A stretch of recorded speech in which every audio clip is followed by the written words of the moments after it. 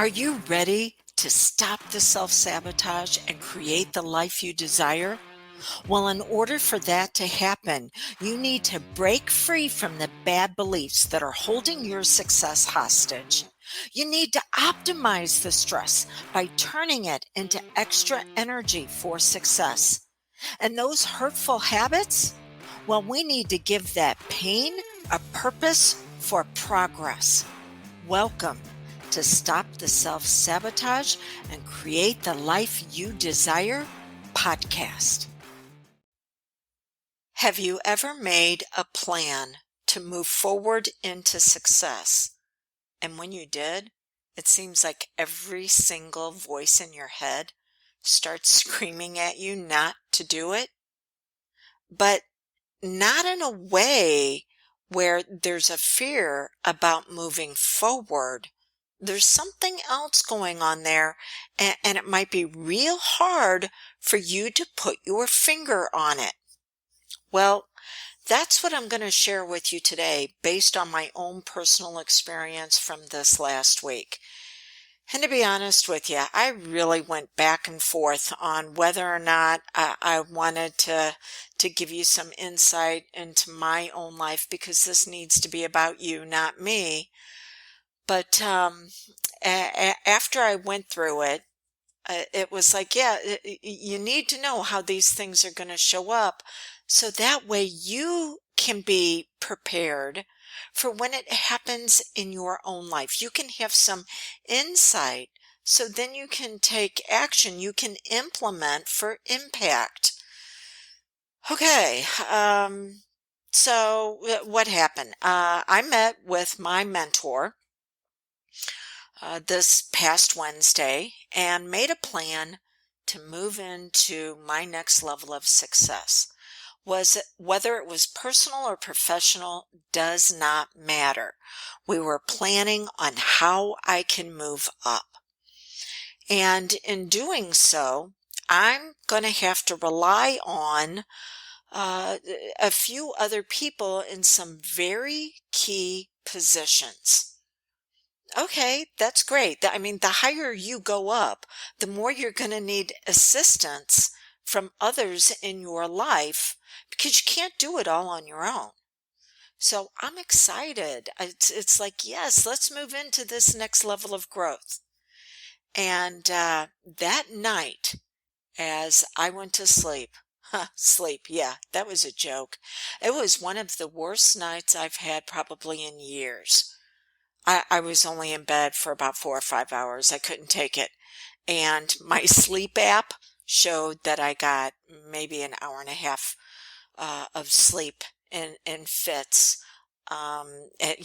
Technology can be great, but it can actually be a curse when it confirms what you were afraid of, right? I mean, it was a bad night because every single fear that I thought I had dealt with showed back up. And it wasn't just one voice, it was multiple voices. We've talked about the itty bitty shitty committee. Well, it was the committee and everybody in their departments that seemed all to be screaming for my attention. And I just could not figure out what was going on. It was like, is this fear of success for my next level? Actually, no. I've been craving this. Is it the terror barrier where my mind doesn't want to learn anything new, so it is going to throw obstacles in my path to try to stop me? No, I am well versed on how to take those stones, those boulders, and turn them into steps for my next level of success. So what the heck was it? And it wasn't until the next morning, whenever the insight came. Really, it can sometimes be when the light of day finally hits us. It is not just a metaphor of the breaking through, the breaking dawn, yeah, pun intended, but the breakthrough where our mind says, oh, now that this is in the light, we get it. I have experienced something known as betrayal trauma. And a lot of the women that I've worked with uh, have also experienced this. Now, you already know I'm not a therapist, I'm not a psychologist, psychiatrist, I'm not a counselor, I'm a hypnotist. I know how to take you where you're at and move you forward, not going back into the past and helping you get resolution to that. No, let's take what you've got presenting and then give that pain a purpose for progress. But I know that my clients have experienced some sort of trauma that's holding them back. And there's a lot of different types out there. You can Google betrayal trauma, and it simply means that you have relied on someone else or maybe a group of someone's, and they didn't just fail you. They wounded you in a way that went all the way to your core. And you felt like after that life would never be okay. It will, it can, it is, but it does take some work. And I had done that work. So the next morning when I realized what was happening is that my trauma was coming to the surface, and the part of me, it's known as a pain body, or the part of my personality that holds that pain, that younger me was showing up and screaming at me. In fact, she had all night. She was screaming at me not to try to stop me, but she was screaming at me because I didn't have a plan in place to make sure I was not going to be betrayed again. I did not have risk mitigation.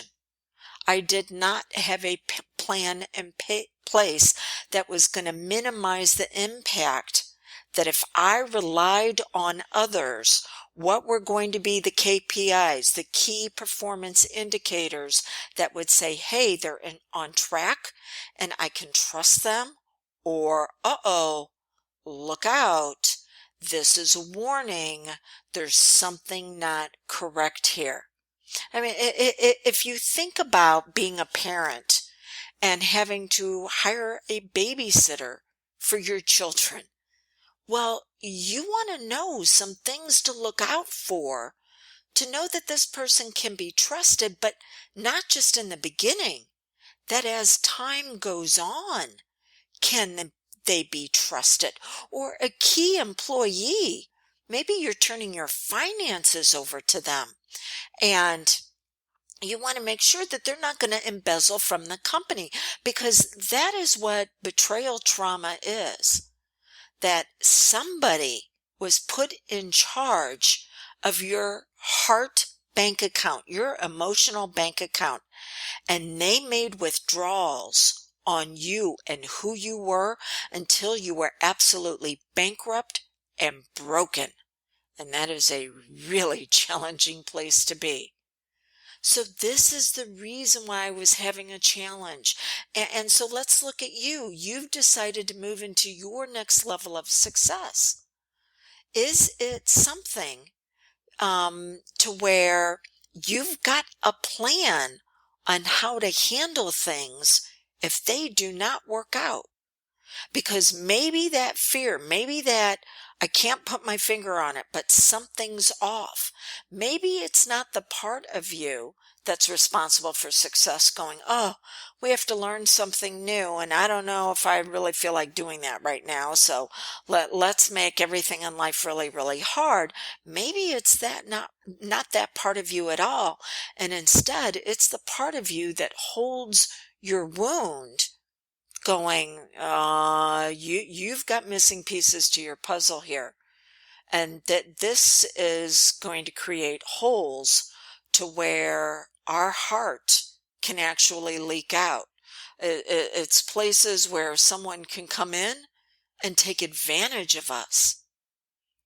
So I wanted to make you aware with this story that if all of a sudden you feel like you're being overwhelmed by the internal voices inside, it could be that previous experience going, how are you going to take care of this? How are you going to make sure this never happens again? Now, you don't want to put up walls.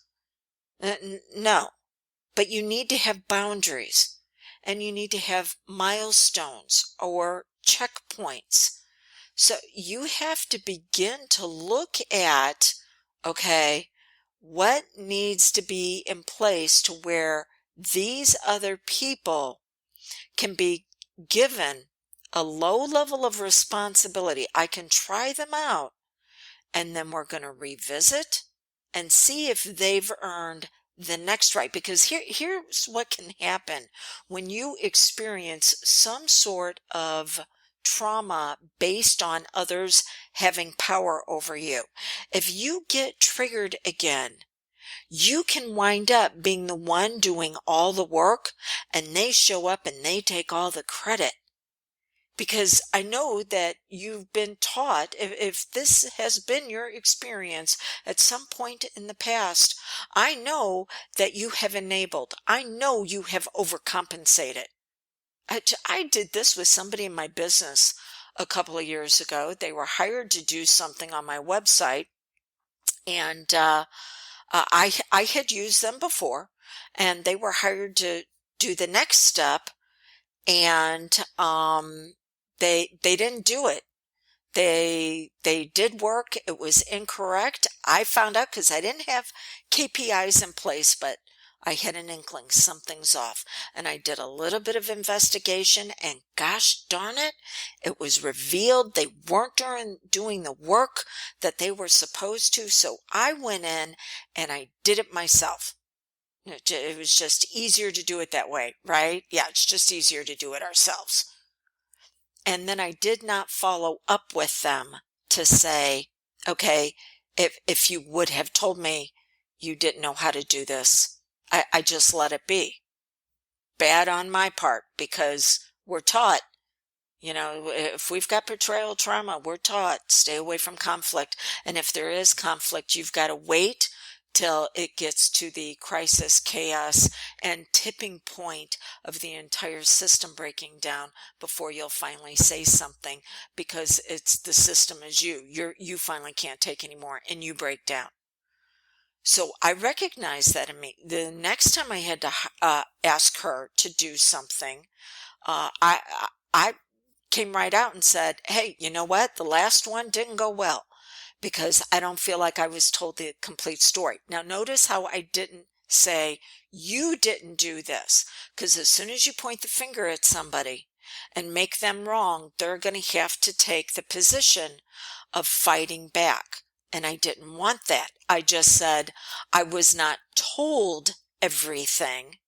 And because of that, it didn't work out the way it needed to. So I want to know what expertise is already in place to make this happen. Do you have that expertise? And she came back and said, no, but I can get it. And I said, thank you very much. I understand that. I'm going to work with someone who already has the expertise. So I did learn, okay? You want to look at going back to what is it that you need to do for risk mitigation. You want to say, what is the lowest level of responsibility I can give them? And when they've earned the right, when they've proven that they can do this in a way that I feel is acceptable, then we can move into the next level of responsibility. But they've got to work their way up. And when I developed my plan this Wednesday, that piece was missing. So now whenever I go back to my mentor, I'll be going, okay, this is what I came up with as far as boundaries. Boundaries bless. Rules can restrict. They can restrict the growth, but boundaries bless. So here's what I've come up with: boundaries on being able to transfer authority and transfer power over to others. You tell me if this makes sense. Okay. So to pull all of this together for you, if you find you're going after that next level and everything inside of you is screaming, don't do it. That doesn't necessarily mean don't do it. It simply could be because of your painful past going, are you really prepared for shift to happen? Because not everything's going to work out. And if you do not have a plan in place for the others that are going to be assisting you with this, you can open your heart up for embezzlement again, and you do not want to do that.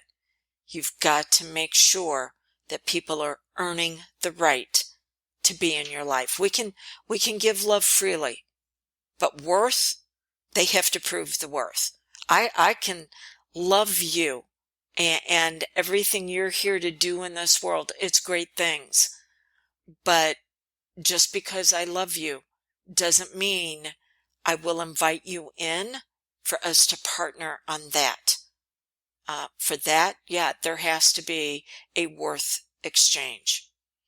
Okay, if I can assist you with this, let's chat for a few moments. Let's have a little mini coaching call to see where you're at, see if your pain has not been given a purpose for progress, so it's still flopping around, causing you crisis, how you can move forward. Or maybe you are wanting to move forward, but that committee internally needs to be given the role of only speaking up when they need to give you a warning, not to completely stop the process of progress. 1-636-699-7791. Again, that's 1-636-699-7791. Your next level of success is waiting for you, but you've got to plan for all of it.